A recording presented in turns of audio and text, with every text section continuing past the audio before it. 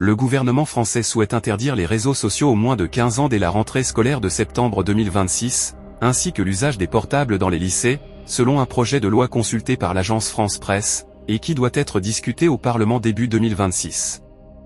Ce projet de loi, composé de 2 articles, compte ainsi interdire la fourniture, par une plateforme en ligne, d'un service de réseau social en ligne à un mineur de moins de 15 ans, dès le 1 septembre 2026. De nombreuses études et rapports attestent désormais des différents risques induits par un usage excessif des écrans numériques par les adolescents, justifie le gouvernement dans le document, listant notamment l'exposition à des contenus inappropriés, le cyberharcèlement et les altérations du sommeil, parmi ces risques. Selon le professeur Richard Delorme, chef du service de psychiatrie de l'enfant et de l'adolescent de l'hôpital Robert Debré, et directeur médical de l'Institut Robert Debré du cerveau de l'enfant à Paris, l'usage excessif des réseaux sociaux peut mener à une véritable addiction.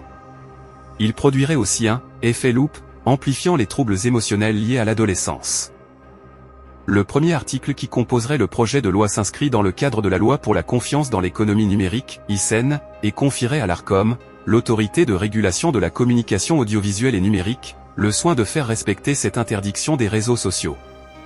Dans un second article, le projet de loi du gouvernement entend élargir au lycée l'interdiction de l'usage du téléphone portable.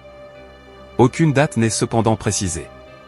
Une mesure déjà mise en place de la maternelle au collège par une loi de 2018, bien que celle-ci peine parfois à être respectée. Le président Emmanuel Macron, qui a fait de l'interdiction des réseaux sociaux aux moins de 15 ans une priorité, avait annoncé début décembre que le projet de loi devrait être débattu, dès janvier. Le 19 décembre, la ministre déléguée à l'intelligence artificielle et au numérique, Anne Le Henanff, avait défendu dans une interview au journal Le Parisien un texte de loi, court et compatible avec le droit européen, principalement le DSA, Règlement européen sur les services numériques. Une loi instaurant une majorité numérique à 15 ans et promulguée en juillet 2023 n'avait pu être mise en œuvre en raison d'un blocage européen. Ce projet de loi gouvernemental s'inscrit dans le sillage de plusieurs initiatives législatives allant dans le sens de l'instauration d'un âge minimum pour utiliser les réseaux sociaux. L'Assemblée nationale doit ainsi examiner en janvier une proposition de loi similaire portée par le groupe Renaissance de Gabriel Attal. Le 18 décembre, le Sénat a lui adopté un texte de lutte contre l'exposition des enfants aux écrans et aux réseaux sociaux instaurant l'obligation de l'autorisation parentale des mineurs de 13 à 16 ans pour s'inscrire sur ces sites. Le SNES-FSU, premier syndicat du second degré, s'est montré réservé sur l'interdiction des portables au lycée, jugeant qu'il fallait d'abord tirer les leçons du dispositif mis en œuvre au collège, notamment ce qui n'a pas marché, puisque l'interdiction n'est pas effective partout.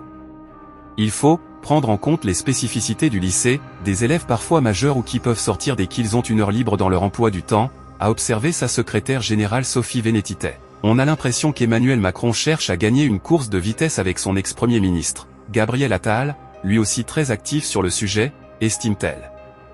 Les élèves passent beaucoup de temps sur les écrans, ce qui peut poser des problèmes de triche et d'attention en cours, mais nous n'avons pas les capacités techniques et humaines de faire respecter l'interdiction du portable, a estimé Jean-Rémy Girard, président du SNALC, syndicat national des lycées, collèges, écoles et du supérieur. Emmanuel Macron utilise l'école pour faire de la communication politique, comme pour la Convention sur les temps de l'enfant qui a coûté 4 millions et dont le rapport est enterré, ajoute-t-il.